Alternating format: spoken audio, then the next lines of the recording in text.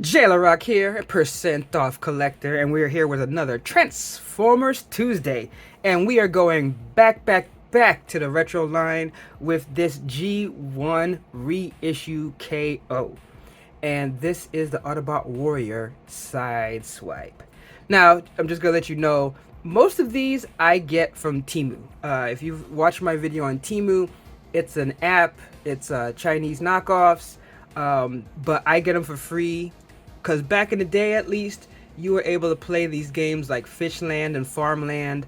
You bug your friends, you get them to download the app, and they give you points, and eventually you can get these free stuff. And back in the day, it actually wasn't hard at all to get a lot of free stuff.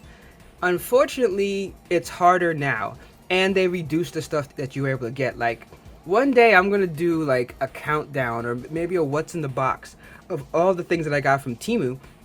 And it's almost like a history of like how they have lowered what you would get. Like back in the day, I got like the knockoff of, you know, the combiners for the Protectobots and the Stunticons. You know, so you're talking about at least their value, $70-$80 worth of it. And then they started to lower it to like $50. And now you're getting like $20-$25 knockoffs. So unfortunately that Temu well is pretty much dried up. But the point is that I got this, it's cool, and what I like about this is I like that honestly most, like 95% of the knockoffs that I have gotten have been fine. And what I mean fine is that they didn't feel cheap, they didn't break, they didn't have a lot of issues. And I mean, I take into consideration the fact that I got it for free, but for review purposes, I also want to tell you that if you see one on eBay or you see one somewhere else, is it actually worth getting? Well, for me, you know, I can't afford to chase down the G1s. Like, sometimes I get super lucky at a garage sale or something, and I might get one. But for the most part, to get something like this, I'm not even talking about in the box. I'm just talking about working and halfway decent, can be like $100, and it's like the knockoffs can be anywhere from 30 to 50 bucks. And as I said, they're really nice, as you're about to see. And I love the classic package to the point where this is like the only box I keep. It's not something that I'll keep forever. If push comes to shove, I'm not like, oh my god, I can't get rid of this box. But for now, it's kind of like on the ceiling, you know, almost like a awning. Or no, crown molding, I think it's what's called, of these boxes around my office, because I really like how it looks. I mean, it has the power levels, it even has the points. Of course, you can't do anything with that. And then it tells you about the actual character. And, you know, I always liked this. I know that you have Sunstreaker that also is basically the same model and everything.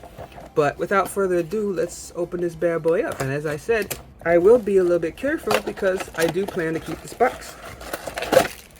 Alright, so right there you see we got the innards. Put the box to the side. This is what it look here. I don't really care about keeping this part. That's not a big deal. I just want the inner box. Alright, so there it is. Alright, but before we go to that, let me just quickly show you the stuff that it comes with. So it comes with these little packs, and one of the ways that you always know that these are knockoff is that it doesn't come with like the stickers come on it. Most of the time it doesn't have the rub symbol, even though there was like one or two that had the rub symbol, which was interesting.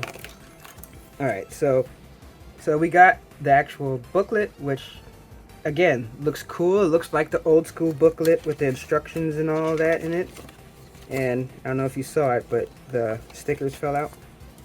Alright, so as you can see, so here's the one for the back. Just in case anyone doesn't know how that works, you put that over here so you can see their power levels and stuff like that. So that's what it is. And as I said, the rub symbol is not on it. That's how you know it's KO. So you put that on. Looks like this one's a little scratched up, but I mean, I have so many of these, it's not a problem. And then it comes with the stickers to put on. That's one set, and this is the other set. I admit a lot of times I don't do stickers because I'm bad at it, but sometimes I may try. That's something I'll probably work on. Then you got the little gun, and most of these G1s have these where you can shoot the missiles. and then you have his actual just regular weapon, and then the missiles. So got the missiles, you load it in, and then, oh nope, it's not firing. Now I did have one last time where it took a bit, but that could be one of those little defections right there. I'm not getting a launch on that. So alright, so let's look at the figure itself. So as I said, as far as the knockoffs, this is really good. Like when it comes out, it feels the same. Like this is that same die cast. Like it isn't like when you get it and it's like, you know, like I think that there's a tale of two different knockoffs. You know, you can get the Chinese knockoffs that when you get it, it's like plastic. Like if you ever watch some of those videos where they'll sell you like the Game Station 5000 and then it's like super cheap plastic and the controller breaks. See, the reason why I don't have a problem with these knockoffs is because it still feels built the same way. And it makes sense because these were simple built back in the day. And the only time it became difficult was, I forgot what year, that some of the metal in the die cast was a little bit more expensive or something. But that's not the case anymore. So making it die cast and having the plastic and stuff like that, and the fact that the actual transformations and everything like that is really simple, it's not a huge leap for them to make, you know, an authentic version. So honestly, I have a few that from, you know, the 80s line that I was able to compare to it, and it's pretty spot on as far as how it's constructive and its material. Now, every once in a while, yes, you can run into some kind of quality control issue, and I think that's a risk with any KO, especially when if it's stiff and you're making the transformation, and then all of a sudden you're like, you pull on something, and maybe if it was the original, it would, you know, just open up the way you wanted it, but on the knockoff, it breaks. So that's the problem. But as I said, this feels good. You got, you know, that original rubber. Look at that. You can see you can actually move the tires. Let me scroll this down. Roll is okay. Feels like it could just be also that's new, but you get a little bit of pushback on the roll. But everything else about it looks really sweet. And I mean, the red just pops. I just think it looks awesome. You know, the little plastic looking inside and things like that, how it looks underneath, everything looks really cool.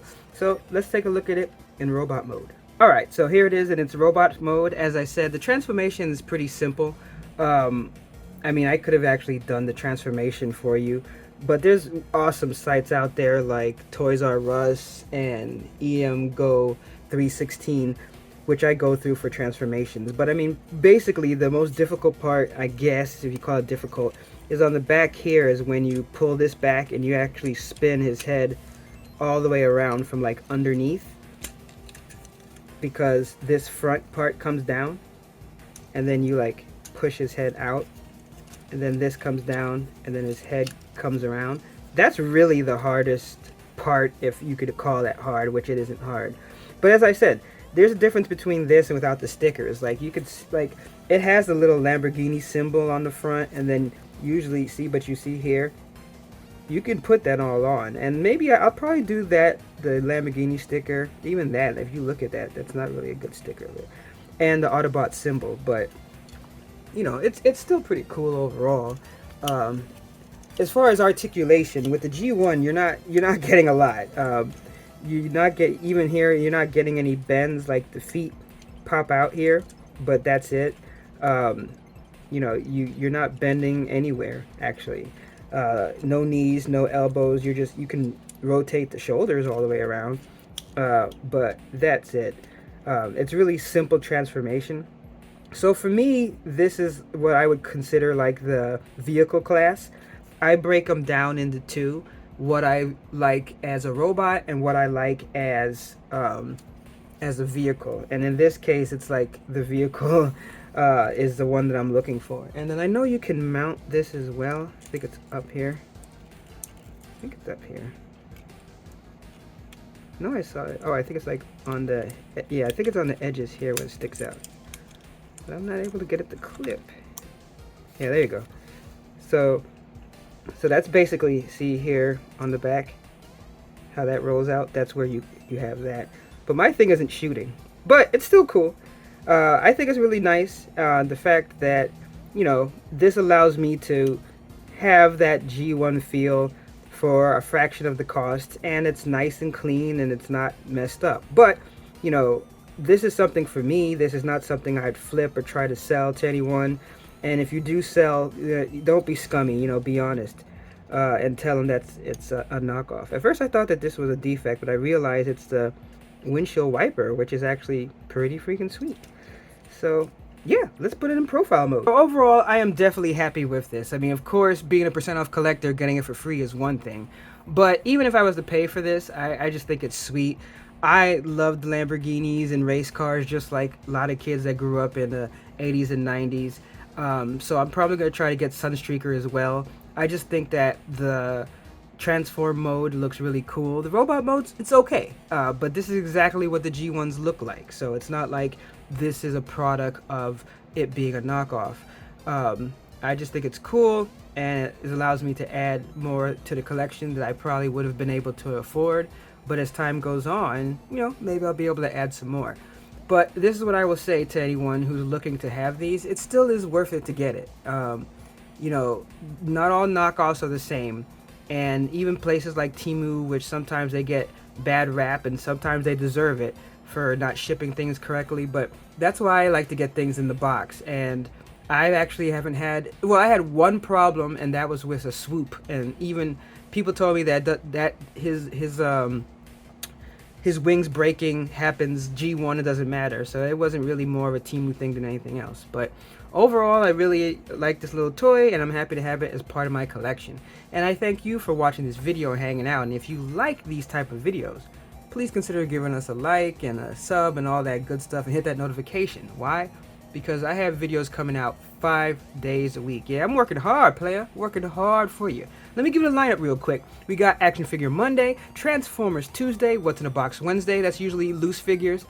On Thursday, we got Flip, Keep, or Donate. That's where I show you all the stuff that I got from thrift stores, garage sales, eBay, stuff like that. And on Friday, we have our a call to action figure toy donation drive, where if you click on the Amazon wish list in our description of all our videos and you purchase a toy, that will be donated to birthdaydreams.org, which provides birthday gifts for homeless kids. Then I will do a reveal and thank you video about it. And you know, we need donations, so if you can, please check out the Amazon wish list in our description. But until next time, thank you so much for chilling out with me, geeking out over these toys. And until next time, remember my motto: no discount, no deal. Catch you next time.